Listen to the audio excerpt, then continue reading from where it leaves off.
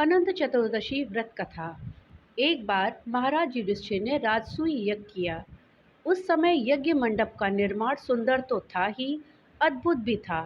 वह यज्ञ मंडप इतना मनोरम था कि जल व थल की भिन्नता प्रतीत ही नहीं होती थी। जल में स्थल तथा स्थल में जल की भांति प्रतीत होती थी। बहुत सावधानी करने पर भी बहुत से व्यक्ति उस अद्भुत मंडप में धोखा खा चुके थे। एक बार कहीं से टहलते टहलते दुर्योधन भी उस यज्ञ मंडप में आ गया और एक तालाब को स्थल समझकर उसमें गिर गया। द्रौपदी ने यह देखकर अंधों की संतान अंधी कहकर उनका उपहास किया। इससे दुर्योधन चिढ़ गया। यह बात उसके हृदय में बाण के समान लगी। उसके मन में द्वेष उत्पन्न हो गया और उसने पांडवों से बदला लेने की ठान ली। उसके मस्तक में उस अपमान का बदला लेने के लिए विचार उपजने लगे।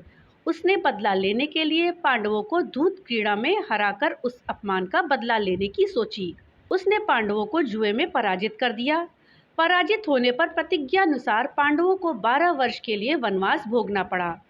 वन में रहते हुए पांडव अनेक कष्ट सहते रहे। एक दिन भगवान कृष्ण जब मिलने आए तब युधिष्ठिर ने उनसे अपना दुख कहा और दुख दूर करने का उपाय पूछा। तब श्री कृष्ण ने कहा, हे युधिष्ठिर, तुम विधि पूर्वक अनंत भगवान का व्रत करो। इससे तुम्हारा सारा संकट दूर हो जाएगा और तुम्हारा खोया राज्य पुनः प्राप्त हो जाएगा। इस संदर्भ में श्री कृष्ण ने उन्हें एक कथा सुनाई। प्राचीन काल में सुमंत नाम का एक नेक तपस्वी ब्राह्मण था। उसकी पत्नी का नाम दीक्षा था। उसकी एक परम सुंदरी, धर्मपरायण तथा ज्योतिर्मयी कन्या थी जिसका नाम सुशीला था। सुशीला जब बड़ी हुई तो उसकी माता दीक्षा की मृत्यु हो गई। पत्नी के मरने के बाद सुमंता ने कर्कशा नाम की स्त्री से दूसरा विवाह कर लिया। सुशीला का विवाह ब्राह्मण सुमंत ने कौंडिल्य ऋषि से करवा दिया। विदाई में कुछ देने की बात पर कर्कशा ने दामाद को कुछ ईंटें और पत्थरों के टुकड़े बांधकर दे दिए। कौंडिन्य ऋषि दुखी हो अपनी पत्नी को लेकर अपने आश्रम की ओर चल दिए, परंतु रास्ते में ही रात हो गई। वे नदी तट पर संध्या करने लगे। सुशीला ने देखा वहां पर बहुत सी स्त्रियां सुंदर वस्त्र धारण करके किसी देवता की पूजा कर रही थीं। सुशीला के पूछने पर उन्होंने विधि पूर्वक अनंत व्रत की महत्ता बताई। सुशीला ने वहीं उस व्रत का अनुष्ठान किया और 14 गांठों वाला डोरा हाथ में बांधकर ऋषि कौंडिन्य के पास आ गई। कौंडिन्य ने सुशीला से डोरे के बारे में पूछा तो उसने सारी बात कह दी।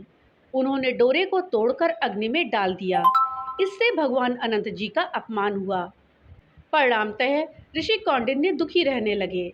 उनकी सारी संपत्ति नष्ट हो गई। इस दरिद्रता का उन्होंने अपनी पत्नी से कारण पूछा तो सुशीला ने अनंत भगवान का डोरा जलाने की बात कही। पश्चाताप करते हुए ऋषि कौंडिन्य अनंत डोरे की प्राप्ति के लिए वन में चले गए। वन में कई दिनों तक भटकते भटकते निराश होकर एक दिन भूमि पर गिर पड़े। तब अनंत भगवान प्रकट होकर बोले, हे कौंडिन्य, तुमने मेरा तिरस्कार किया था, उसी से तुम्हें इतना कष्ट भोगना पड़ा। तुम दुखी हुए। अब तुमने पश्चाताप किया है, मैं तुमसे प्रसन्न हूँ। अब तुम घर जाकर विधि पूर्वक अनंत व्रत करो। 14 वर्ष पर्यंत व्रत करने से तुम्हारा दुख दूर हो जाएगा। तुम धन धान्य से संपन्न हो जाओगे। कौंडिन्य ने वैसा ही किया और उन्हें सारे क्लेश दोषों से मुक्ति मिल गई।